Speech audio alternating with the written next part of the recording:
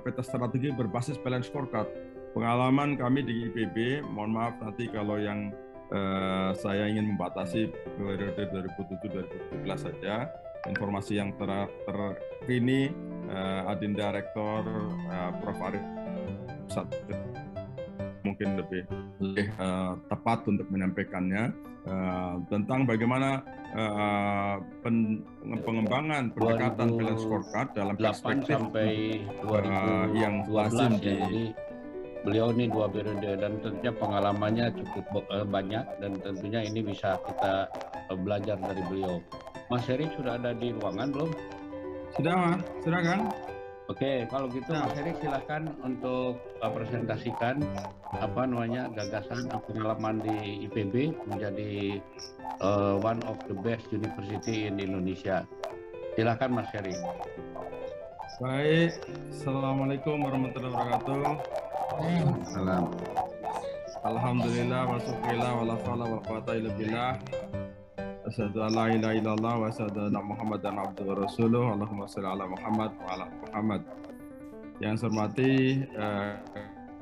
Kang Dana yang libero insan cita yang luar biasa bagi bola kesana kemari.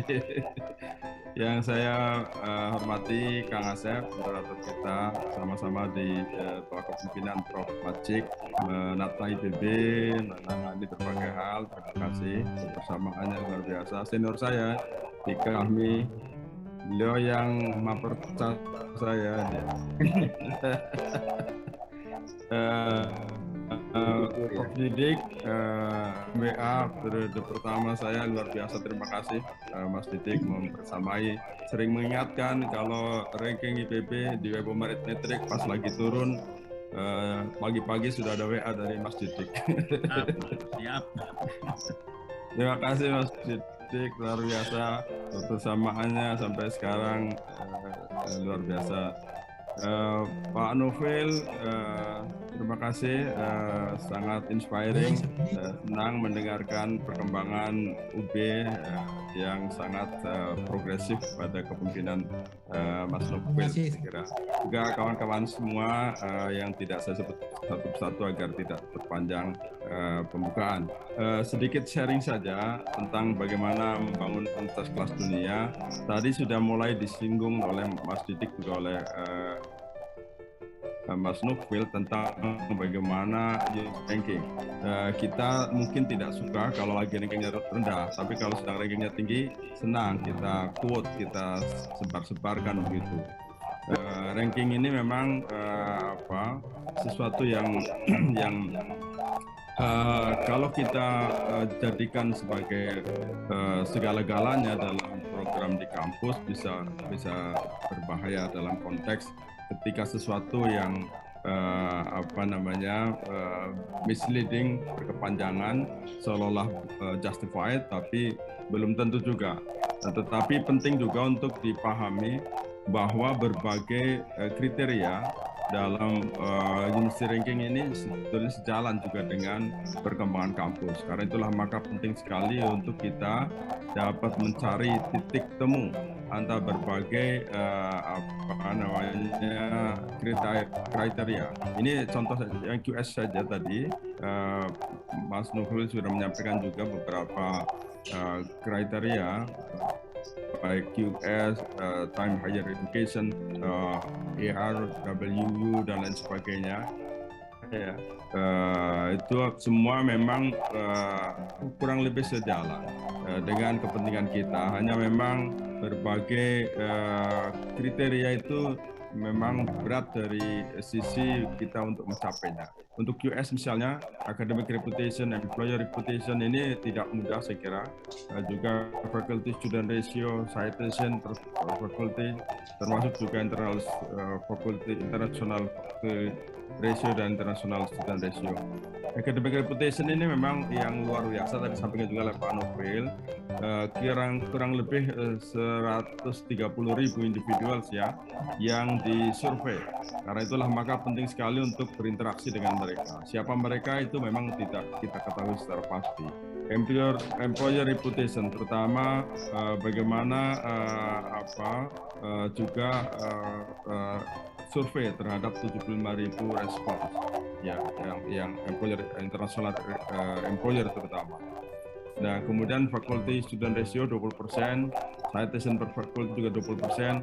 Ya, yang ini tadi 40% academic reputation yang sebetulnya memang sangat sulit ya kita betul-betul untuk berinteraksi dengan mereka.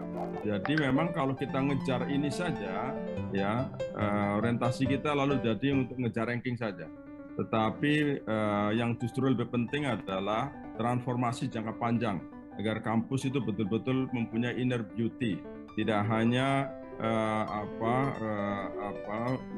pencitraan ataupun achievement sesaat yang tidak didasarkan pada kemampuan kampus itu sendiri untuk menghasilkan sesuatu, untuk kontribut dalam pengembangan pengetahuan, dalam menghadirkan solusi bagi masyarakat dan bangsa kita dan juga umat manusia pada umumnya.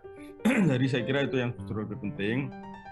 Juga termasuk internasional faculty ratio, juga student ratio ini mengalir saja sebaiknya dari proses-proses yang memang betul-betul dibangun dari dalam, dibangun dari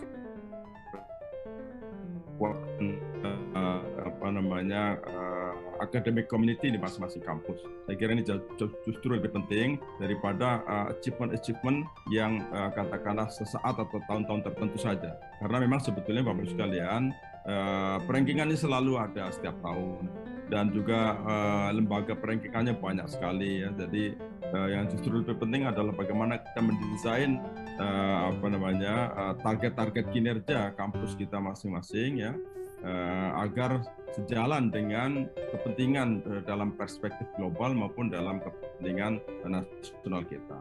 Nah, ini satu contoh saja bagaimana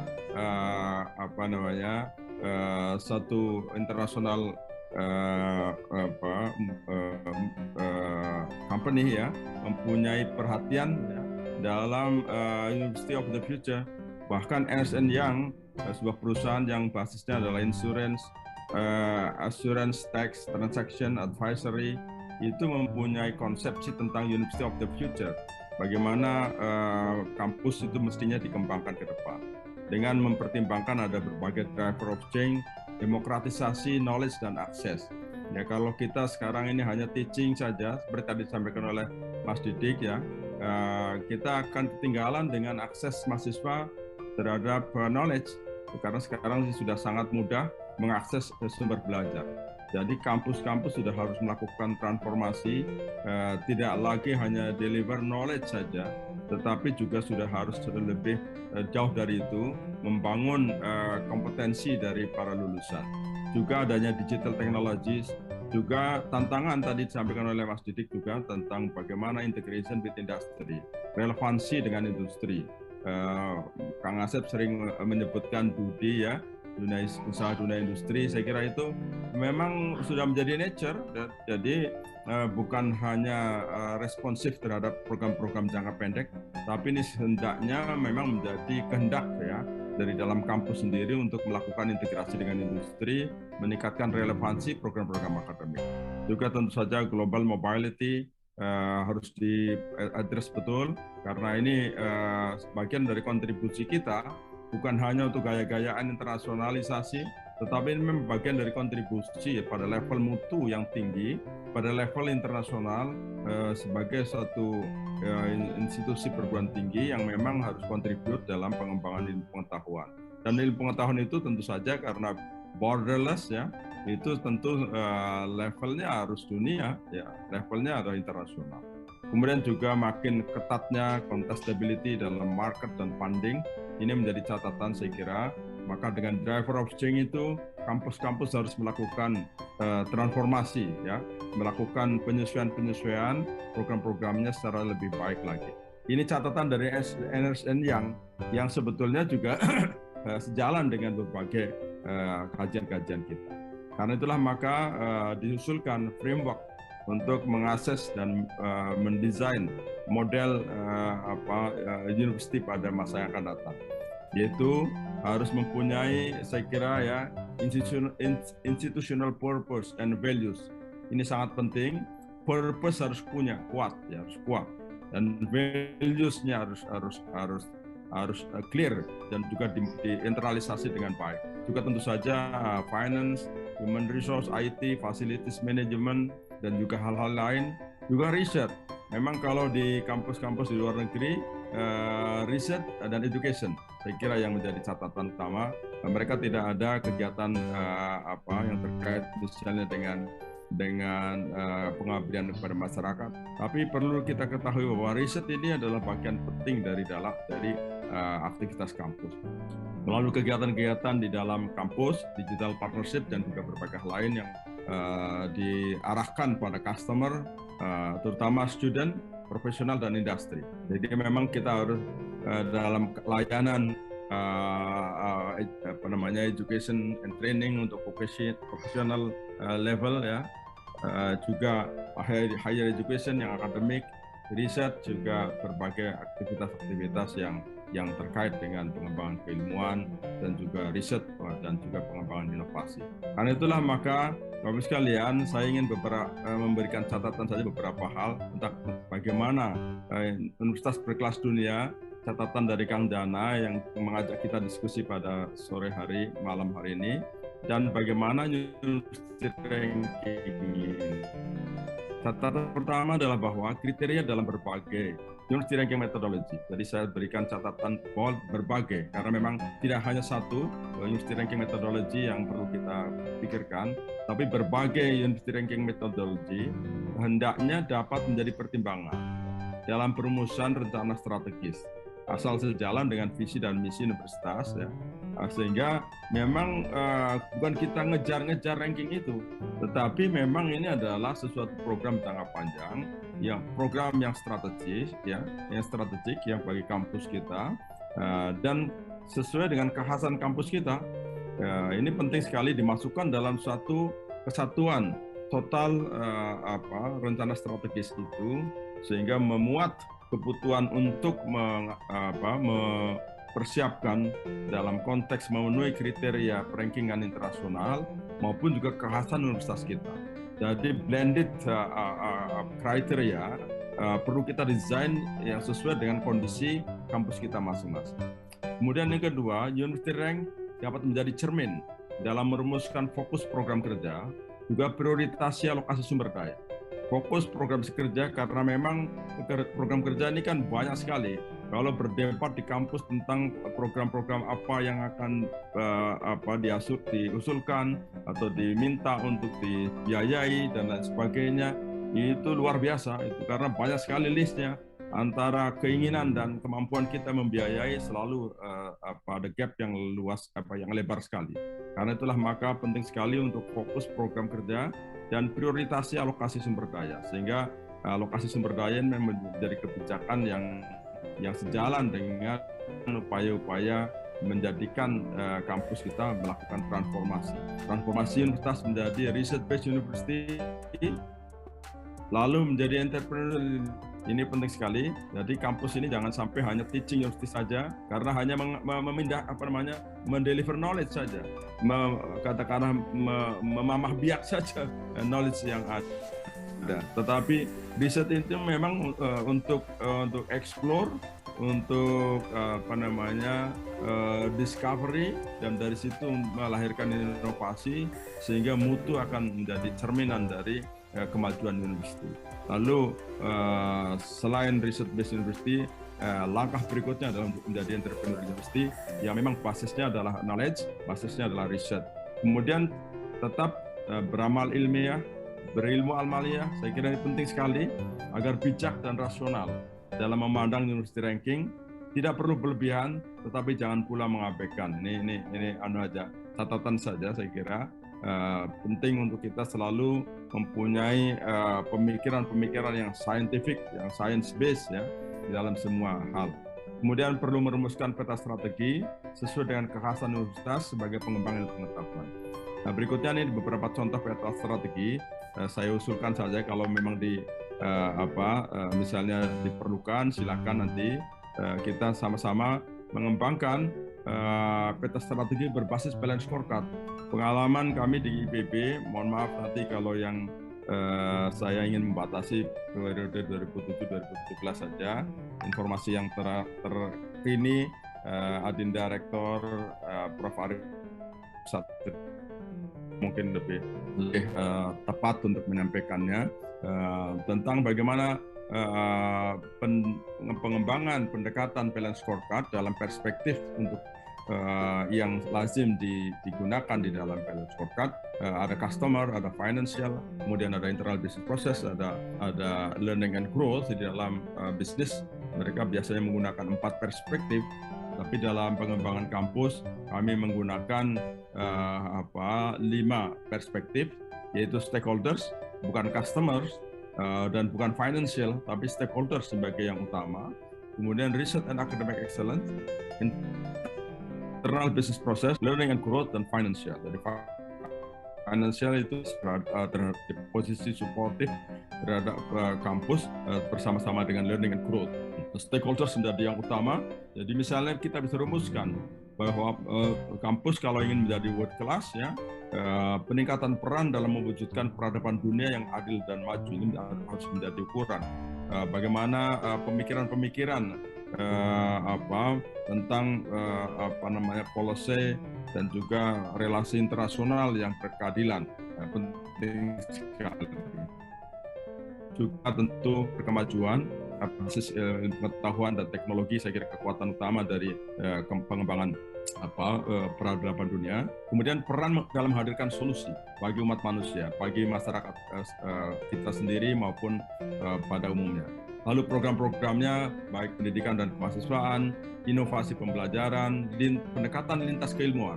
Tidak bisa hanya kita melakukan pendekatan monodisiplin saja di dalam menghadirkan solusi, dalam memahami persoalan. Jadi pendekatan lintas keilmuan penting sekali. Kemudian peningkatan relevansi program akademik.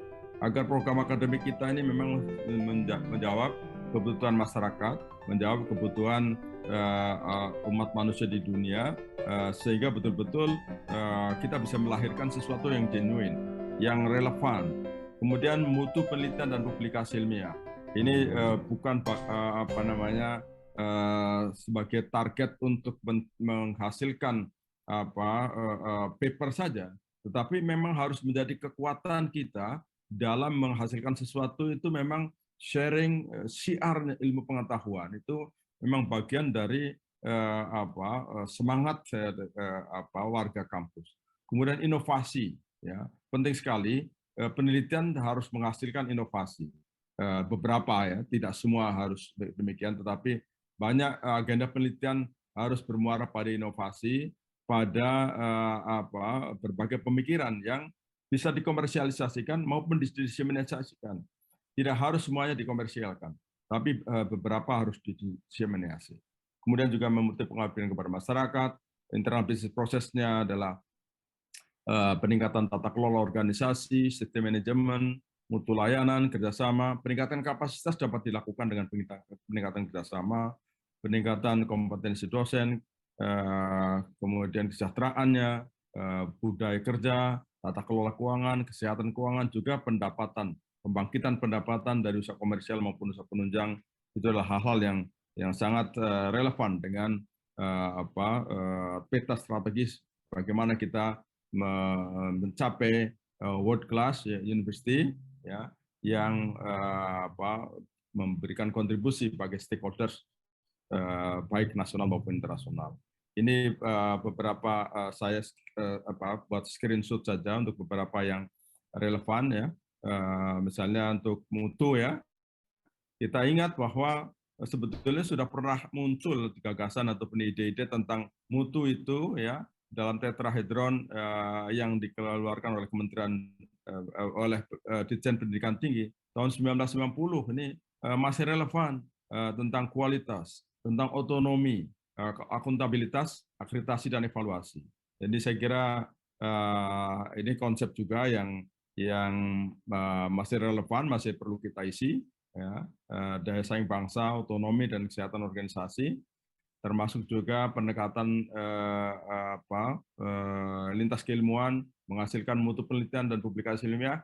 Alhamdulillah dalam periode 2007 sampai 2017 publikasi Terdek Scopus naik dari 58 sampai ke 659 pada 5 tahun yang lalu. Saya kira juga dari kebersamaan kita untuk menghasilkan sesuatu, dari semangat kita untuk melahirkan sesuatu yang berkontribusi bagi umat manusia, antara lain dengan penerapan ya balance scorecard itu di sini di tahun 2013-2014. Jadi ada kenaikan tajam bagaimana organisasi itu bergerak maju untuk mencapai target-target yang ditetapkan bersama-sama. Kemudian juga untuk inovasi, komersialisasi, juga alhamdulillah dalam 10 tahun 2008 sampai 2017 kontribusi IPB pada daftar inovasi paling prospektif di Indonesia mencapai 38,95%, 407 dari 1045. Saya kira sekarang juga masih kontributif saya kira, dan juga kampus-kampus yang lain juga semakin aktif menghasilkan inovasi. Saya kira suatu hal yang menggembirakan bagi bangsa kita, dan mudah-mudahan ini akan menjadi kekuatan kita bertransformasi menjadi bangsa yang punya perekonomian coraknya dari hanya mengekspor bahan baku menjadi efisiensi driven ekonomi, ya, mengolah, ya. Tetapi yang lebih maju adalah seperti yang Jepang, Korea, ya, mereka adalah innovation driven ekonomi, corak ekonominya. Jadi saya kira kita perlu menghasilkan betul-betul inovasi yang kontributif bagi perekonomian, bagi juga kepentingan umum, layanan umum yang lain yang saya kira sangat diperlukan oleh bangsa kita. Selanjutnya ini beberapa contoh saja tentang paten, ya, juga cukup naik tajam pada periode-periode penerapan pendekatan balance scorecard itu, lalu proses-proses komersialisasi dan bahkan menghasilkan produk-produk yang dapat dijual. Selain itu juga ada yang didiseminasikan seperti misalnya dengan pemerintah Provinsi DKI Jakarta, lalu juga pengembangan satu sains teknopark, ya, yang saya kira akan menjadi teknologi transfer office, ya, yang sangat penting untuk mensinkronisasi semua program inovasi di dalam kampus untuk dihadirkan pada kepentingan masyarakat, ya. Kemudian juga dalam peningkatan tata kelola organisasi, sistem manajemen integrasi, mutu layanan, kerjasama, juga yang terakhir ingin saya sharing tentang pendapatan dari usaha komersial. IPB mengembangkan PT Bogor Life Science and Technology. Kang Asep saya kira memulai pengembangan usaha ini sebagai Wakil Rektor 4 di bawah Prof. Ansori Macik. Waktu itu saya sama-sama sebagai Wakil Rektor 2. Bisnis portofolio PT Bogor Life Science and Technology sudah meliputi aset-based business dengan 3 perusahaan, Mall Botani Square dengan saham 20%, juga Gerahawita Cendekia, Hotel Santika Bogor, kita mempunyai 20% di awalnya, lalu kita beli another 7%, juga Plaza Botani, pool bus wisata, kemudian service-based business, BPRS Bina Rahmah, IPB Convention Center dan Hotel, juga penerbitan IPB Pers, IPB Science Technopark, ya. Sekarang ini saya kira kita punya cukup menggembirakan, membanggakan di Taman Kencana.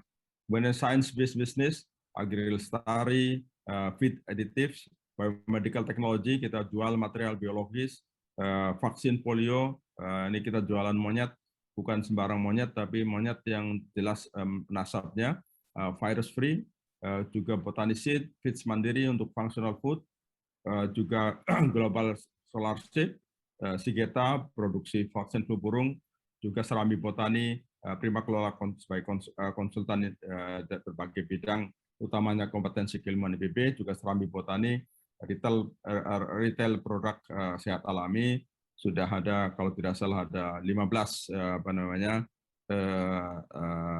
outlet di seluruh Indonesia. Ini portofolio bisnisnya, dan alhamdulillah produknya sampai kepada net profitnya, proses pengembangan portofolio bisnisnya dan asetnya, bisnis ini sudah sampai di 2017 itu 106 miliar. Nah, mudah-mudahan nanti saya kira kalau pada kesempatan yang lain bisa disampaikan oleh Pak Rektor sekarang tentang bagaimana pengembangan IPB saat ini.